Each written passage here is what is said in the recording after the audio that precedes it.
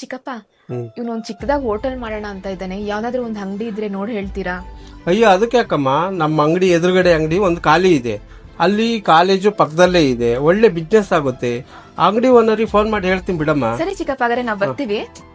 ಯಾವಾಗ ಬಂದ್ರೋ? ಈಗ ಸ್ವಲ್ಪ ಹೊತ್ತಾಯ್ತು ಚಿಕ್ಕಮ್ಮ. ಬನ್ನಿ ಕಾಫಿ ಮಾಡ್ತೀನಿ ಕೂತ್ಕೊಳ್ಳಿ. ಇಲ್ಲ ಚಿಕ್ಕಮ್ಮ, ಇನ್ನೊಂದ್ಸಲ ಬರ್ತೀವಿ. ಯಾಕ್ರಿ ನಿಮ್ ಅಣ್ಣನ್ ಮಕ್ಳು ಬಂದಿದ್ರಲ್ಲ? ಅದೇ ಕಣೆ, ಹುಡುಗರು ಅಂಗಡಿ ಮಾಡಬೇಕು ಅಂತ ಬಂದಿದ್ರು.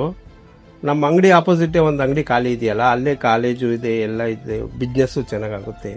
ಅದಕ್ಕೆ ಓನರಿಗೆ ಫೋನ್ ಮಾಡಿ ಮಾತಾಡ್ತೀನಿ ಬರ್ರಮ್ಮ ಅಂತ ಹೇಳಿದ್ದೀನಿ. ನೋಡ್ದಾ ನಮ್ ಚಿಕ್ಕಪ್ಪ ಎಷ್ಟು ಒಳ್ಳೆಯವರು. ಅಂಗಡಿ ಹುಡ್ಕೊಡ್ತಾರೆ. ಪರ್ಸಲ್ಲು ಅಲ್ಲಿ ಬಂದೆ.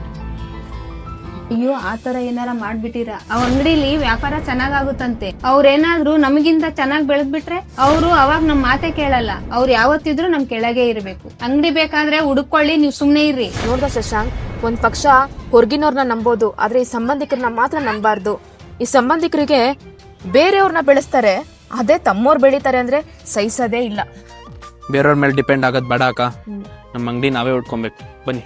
ಚಲಿಸುವ ಕಾಲವು ಕಲಿಸುವ ಪಾಠವ